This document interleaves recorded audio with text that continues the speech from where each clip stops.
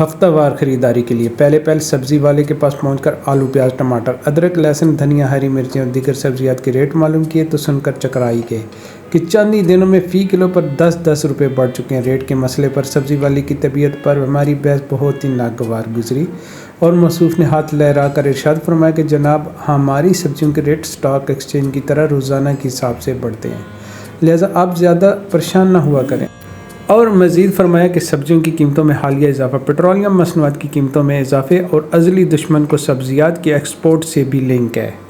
خیر، سبزی والے سے فراغت کے بعد باری تھی فروٹ کی۔ فروٹ والوں نے بھی مہنگائی کی بجائے تسمیہ ظاہر ہے پیٹرولیم مصنوعات کو ہی بتایا۔ آس پاس نظر دوڑائی تو یوں لگا کہ جیسے کلو چیز خریدنے والا بھی شرما کر پاؤ لے رہا ہے، اور اگر مہنگائی اسی تناسب سے بڑھتی رہے تو لگتا ہے لوگ ماشے اور رتی میں چیزیں خریدا کریں گے یا پھر گھر میں شو روم میں سجا کر صرف دیکھا ہی کریں گے۔ بہرحال پورے بازار میں صرف کیلا ہی واحد فروٹ نظر آیا جو کہ ہماری جیب پر گراں نہیں گزر رہا تھا، لہٰذا اس ہفتہ واری فروٹ ڈے پر بچوں کو کیلے کی ایک کاشت پر ٹرہانے کا سوچ کر کچھ کیلا خرید ہی لیا۔ خیر جناب، سبزی والے فروٹ والے سے فراغت کے بعد پرچون والے کے پاس پہنچے تو دالیں بیسن چینی پتی آٹا گھی دودھ وغیرہ کے ریٹ بھی 7ویں آسمان پر تھے۔ وجہ یہاں بھی پیٹرولیم مصنوعات کی قیمتوں میں اضافہ بتایا گیا۔ اور دوستوں، جو آپ کو چیزیں نظر آ رہی ہیں یہ تو ویسے ہی امیروں کے لیے بنی ہیں اور یہ تو امیر ہی استعمال کر سکتے ہیں، عام بندہ تو اس کو استعمال کرنے کا سوچ بھی نہیں سکتا۔ مرغی کا گوشت جو کہ ایک دفعہ کا ذکر ہے کہ میں نے 300 روپے کلو خریدا تھا، اس کا ریٹ 500 روپے سن کر مرغی والے کو مرغی کے کپڑے اتارنے میں مصروف پا کر کان دبا کر فوراً ہی واپس پلٹ آئے۔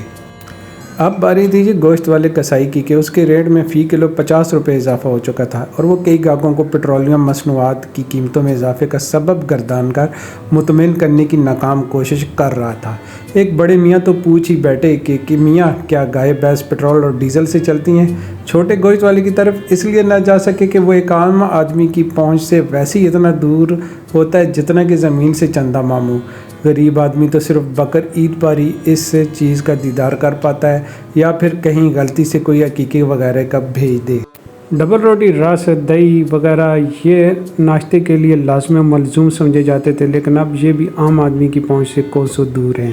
کہتے ہیں کہ اگر کسی نے اپنے دماغ کو تیز کرنا ہے تو وہ بادام کھائے، لیکن بادام کھائے بھی تو کیسے کھائے، چلغوزے کیسے کھائے، یہ خشک میوہ جات کیسے کھائے، کیونکہ یہ تو عام آدمی ان کو اپروچ ہی نہیں کر سکتا اور عام آدمی کی پہنچ سے بہت زیادہ دور ہیں۔ یہ ہر چیز کے اتنے زیادہ ہائی ریٹ سننے کے بعد دل کیا کہ آئس کریم کھا کے دل کو ٹھنڈا کیا جائے، لیکن نہیں، آئس کریم نے کہا جی اس در بھی آپ کا بی پی ہائی ہوگا۔ دواؤں کے لیے میڈیکل سٹور سے صرف قیمتیں پوچھنے پر ہی گزارا کیا کہ تمام دوائیں 30-40% بڑھنے سے بچوں کیا اب بڑوں کی پہنچ سے بھی اتنا دور ہو چکے ہیں جتنا کہ پاکستان سے امریکہ۔ سرکاری اسپتال جیسے کبھی حقیر فقیر سمجھا جاتا تھا، ڈاکٹروں کی بڑھتی فیسوں کی وجہ سے اب آغا خان اسپتال لگتے ہیں، لہٰذا سب کو یہی مشورہ ہے کہ وہاں ہی جایا کریں کیونکہ وہاں پہ ہر مرض کی ایک ہی دوا ملتی ہے اور وہ بھی فری میں ملتی ہے۔ چلتے چلتے خیال آیا کہ بچوں کو اسکول وین میں ٹھونس ٹھاس کر اسکول والوں کے حوالے کرنے والے نے ایک سال میں کچھ 6 مرتبہ کرایہ بڑھانے کا بولا ہوا ہے، اور اسکول والے بھی ہر ماہ بچوں کے ہاتھ ایک چٹھی بھجوا رہے ہیں کہ چند ناگزیر وجوہات کی بنا پر بچوں کی اسکول کی فیس میں اضافہ کیا جا رہا ہے۔ خیر، دوپٹہ رنگوانے رنگ ساز کے پاس پہنچے تو بیچارہ کئی ایک خواتین سے جھگڑنے میں مصروف تھا اور ہم سے فی دوپٹہ 10 روپے کی بجائے 15 روپے جھاڑ لیے۔ ہم نے بحث اس لیے نہیں کی کیونکہ وہ پہلے ہی جھگڑنے میں مصروف تھا۔ پاس ہی کاج اوورلاک کی دکان سے بھی قیمت کے معاملے پر کئی خواتین کی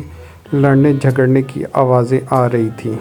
بچوں کے اسکول کے جوتے اور کپڑے والے کی دکان پہ پہنچے تو جو جوتے